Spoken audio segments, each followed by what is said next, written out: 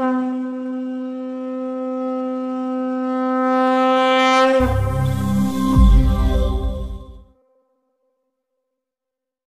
माने विश्वास करंतु 1528 मसीह बालिका लेखा आरंभ कले अच्युतानंद 1528 मसीहा 600 वर्ष तले से लिखिथिले किमिति पद लिखिथंती काल निर्गण करे गोटे पद आपण शुणु मालिकाटा किमिति अर्थ करिवे किमिति अंक कसिवे से कथा मु आगे कही तापर मु आपण मान को भविष्य संपर्क रे कही धर्म जे आपण मान को धारण करछि ताई धर्म जे तोते धरिछि मन तू ही ताकू धर अरे धर्म को सर्व कर्म समर्पण कर तोते जे धारण करिछि तू ताकू धरे आपण मानु के धारण करिछि धर्म ही आपण मानु को धरि रखिछि ए धर्मर अन्य नाम होछि नारायण नारायण तोते धारण करिथिबारु बा तू नारायण को धारण करिथिबारु तू कहि पारुछु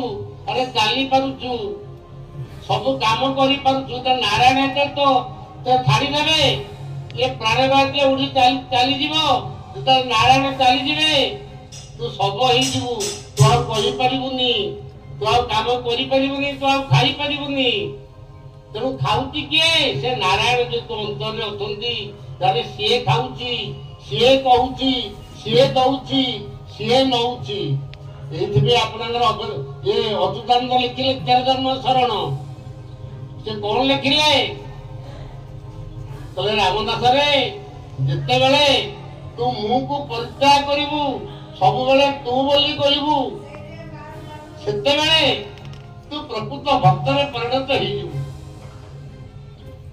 तेणु आपण मान तो गीत पढ़ी एते समय को नष्ट करिवे नाही कथा रे कहूची तेणु मुह काटी देई तू बसाइले लभिबु निश्चय निर्वाण सुन आरे धन देई तोर मन मोपाद चिंती को जान तू जते तो हृदय मुंडा काटी दबु सब तू करूछु तू दउछु तू नउछु ए भाषा कहि परिलु तो हृदय तो एई थरे भरी जीवो सेते तू निर्वाण लाभ करिवु तेणु आमे माने सेई कथा को चिंता करिबा जेते धरिथि मन तू ही ताकू धर धर्म को सब कर्म समर्पण कर आम माने समस्ते धर्म को सब समर्पण करदेबा सब धर्मर आमर किछि नाही सिद्धगुप्त सनातन धर्म एही जान ये धरिछंती समस्तंकु स्वयं नारायण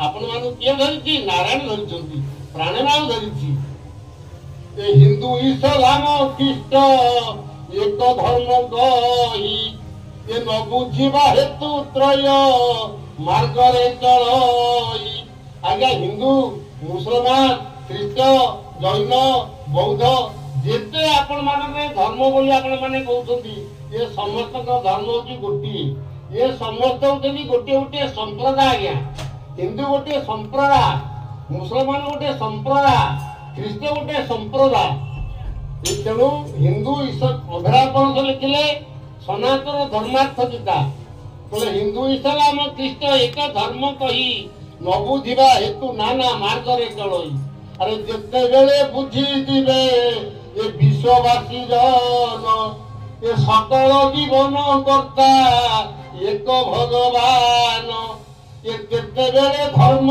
मान मीमांसा होइबो ये विप्लव प्रबल विश्व रड़ी न छाड़ीबो ये हिंदू मुसलमान ख्रिस्टियान जैन बौद्ध समस्ते जानिबे आमे समस्ते गोटे गोटे संप्रदाय आमनकर धर्म होची सनातन धर्म जिते बेले एतिकी समस्ते बुझी जिबे सेते बेले धर्म मान मीमांसा होइबो विप्लव प्रबल विश्व रड़ी न छाड़ीबो आउ गंडगोल हब नहीं आपण मानकर युद्ध भी हब नहीं सब शांतिर प्रतिष्ठा ही जीवो सेतपे से कहिले जगमन होइथिबे देवे दिन बंधु ये दिन तो सरीबो नहीं बसी कांदु कांदु तेणु दयामयंकर अच्छी अवतार ଏ ଜନ୍ମ ହୋଇଛନ୍ତି ଏ ଭାରତ ବହିର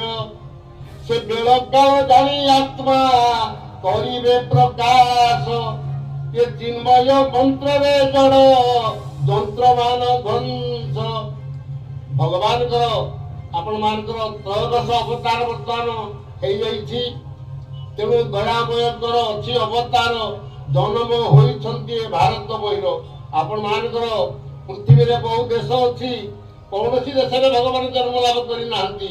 ସବୁ ଯାକ 13ଟି ଯାକ ଅବତାର ଆପଣମାନଙ୍କର କଳିଯୁଗରେ ଆପଣମାନଙ୍କର ଅଚ୍ୟୁତାନନ୍ଦ ଲେଖିଲେ ଏ କଳିଯୁଗରେ 13 ଅବତାର ହେବି, ଆଉ 3 ଅବତାର ଗୋପନେ ଖେଳିବି। ଭଗବାନ ଅର୍ଜୁନଙ୍କୁ କହିଛନ୍ତି, କୃଷ୍ଣ ଉଦ୍ଧବକୁ ବି କହିଛନ୍ତି ଏ କଳିଯୁଗରେ 13 ଅବତାର ହେବି, ଆଉ 3 ଅବତାର ଗୋପନେ ଖେଳିବି। ଭଗବାନ ସତ୍ୟ ଯୁଗରେ ମତ୍ସ୍ୟ କଶ୍ୟପ ବରାହ ବାମନ ନୃସିଂହ 5ଟି ଅବତାର ହେଇଥିଲେ। ଏ କଳିଯୁଗରେ ସେ 13ଟି ଅବତାର ହେବେ। ବର୍ତ୍ତମାନ 12 ଅବତାର ତାଙ୍କର ଶେଷ ହେଇଯାଇଛି, ମାଧବ ଅବତାର। ଏ ତ୍ରୟୋଦଶ ଅବତାର ବର୍ତ୍ତମାନ ଆରମ୍ଭ ହେଇଗଲାଣି। ତେଣୁ ଜନ୍ମ ନ ହୋଇଥିବେ ଯେବେ ଦୀନବନ୍ଧୁ ଦିନ ତ ସହିବ ନାହିଁ ବସେଇ କାନ୍ଦୁ କାନ୍ଦୁ। ଆଧୁନିକ ଅସ୍ତ୍ରମାନ ବିପଦ ଜନକ ନିକ୍ଷେପ ହେଲେ ପଡ଼ିବ ସବୁ ଦେଶ ଯାକ। ଏ ଯୋଉ ଆଜିକାଲି ଯୋଉ ବମ୍ ସବୁ ତିଆରି ହେଲାଣି, ଯୋଉ ଯୁଦ୍ଧ ଯାନ ସବୁ ତିଆରି ହେଇଛି, ଯୋଉ ଅସ୍ତ୍ର ତିଆରି ହଉଛି, ତାକୁ ଫିଙ୍ଗିଲେ ଏ ସମର ଦେଶ ଧ୍ୱଂସ ହୋଇଯିବ।